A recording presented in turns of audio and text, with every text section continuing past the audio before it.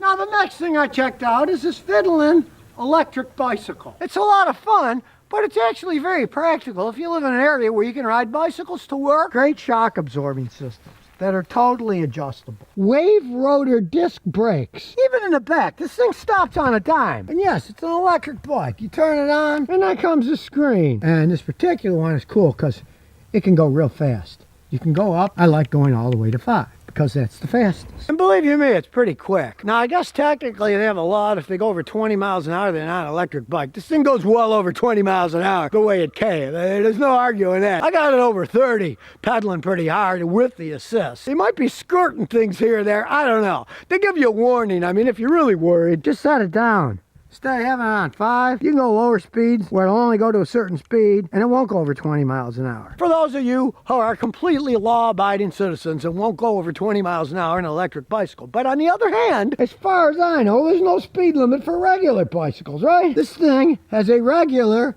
Shimano 8-speed transmission. And it's quick shift too, just like a Ferrari. You go up, you go down, hey, no messing around. Let me tell you, I've had fun with this thing. But it's not just an electric regular bike, it's a folding bike. So you can put it in your car. Everything comes apart. All you have to do is loosen the middle clip. All right, stage 1 and stage 2. The handlebar comes off too. You got a big trunk, you can put it in. You got a hatchback, you can put it in. If you got a pickup truck, you could probably fit 10 of these things in the back. Then when you want to put it back together, move it up.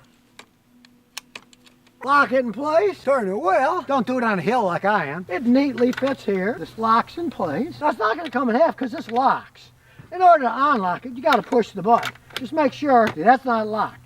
You got to make sure it's tight when you put it in. You want to hit it good and hard so it's locked in place. Whenever you use it, make sure it's in. Pull on it. Make sure it doesn't come out and it's locked in place. You don't want to fall in half when you're going down the road 30 miles an hour. And all of these have the motor built into the hub. They're direct drive. They got a decent sized battery. Now it is an electric bicycle, but since it has the regular Shimano, it rides like a regular bicycle. So you don't have to worry about being stranded like a purely electric one that has no extra power. And those wide tires, those fat tires are phenomenal. You can ride them on the sand, beach, mud, wherever you want to go. They're really a lot of fun. And they're pretty practical if you live in an area where you can commute by bicycle and electricity. You can often go about 25, 30 miles in one of these things. Who's commuting any further than that on a bicycle? Real serious rack that can hold over 100 pounds. These are serious bikes. Everything's adjustable on them.